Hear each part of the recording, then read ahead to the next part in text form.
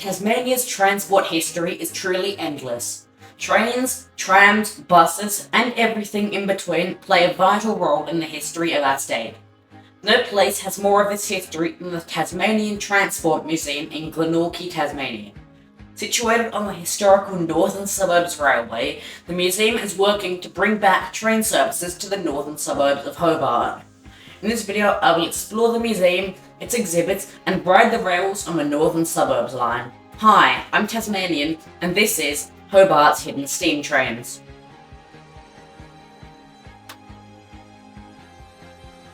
The Tasmanian Transport Museum is located off Anfield Street in the heart of Hobart's northern suburbs, being situated only several minutes' walk from the civic and retail centre of Glenorchy. The museum is a 2-hour drive from Launceston or 3.5 hours from Burnie. Public transport access comes from Glenorchy Interchange, which is one of the largest bus interchanges in the state and caters for traffic to all of Hobart's north, as well as the city centre and parts of the East Shore and the Kingborough. When you arrive at the museum, there is a large car park at the entrance. When you enter the museum, there is a ticket kiosk and small gift shop. Upon gaining admission, there is a display on the history of the Tasmanian Fire Service, and next to it is the road transport shed. There are many historical buses from various companies around Tasmania, including Metro Tasmania and its predecessor, the Metropolitan Transport Trust. Also in this shed is the miniature railway, the Golden City miniature exhibit, and diesel locomotive X1, along with a carriage. The Transport Museum has been preserving the road vehicles to operating conditions and runs them on the roads around the northern suburbs on select weekends. Across the yard is the tram and trolley bus shed. There are many preserved trams and trolley buses from Hobart and Launceston. While you can't enter most trams, you can walk around the shed and can enter a double-decker Hobart tram, including climbing these stairs. There is a wealth of information about these electrified street vehicles of Tasmania in this shed, and it is very interesting to finally figure out the routes of Launceston's trolley buses. On the western side of the museum is a roundhouse where many locomotives and carriages are stored, including M5, DP26, and AAL7. There is also a lot of information about signalling, history, and stations at the back of this roundhouse.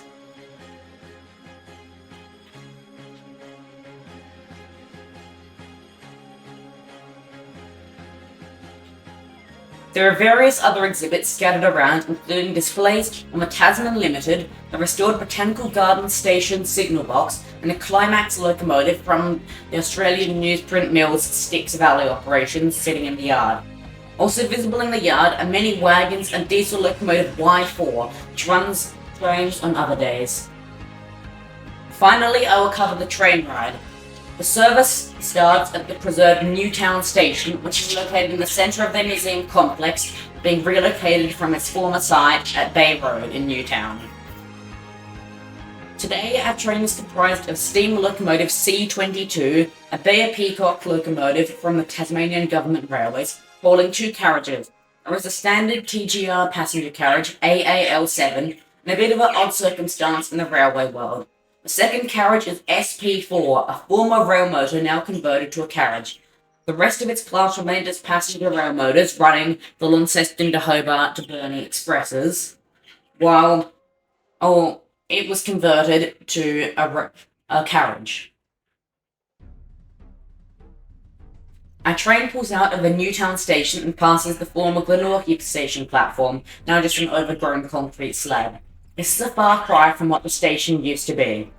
We continue on until reaching a point just before Elwick Road, where we begin to head the opposite direction. We are now on the main south line, which once ran from Launceston to Hobart, but is now truncated to Brighton, in the far north of Hobart. We head northwards, crossing over Humphreys Rivulet, going over a level crossing on Wrights Avenue, before coming to a stop just before Grove Road. We then repeat this all in reverse to get back into the station. This manoeuvre takes about 15 minutes in total.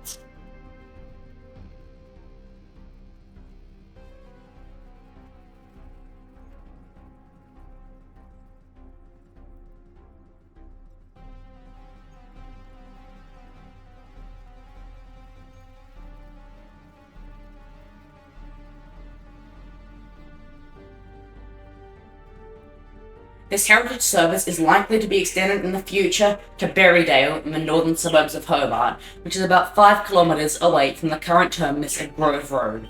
The museum is currently undergoing the process of leasing and gaining approval to run on the track. This brings me to the end of this video on the Tasmanian Transport Museum. I hope they do well in extending service to Berrydale and maybe even to Granton in the future. Thank you very much for watching this video, and I'll see you next time on Tasmanian.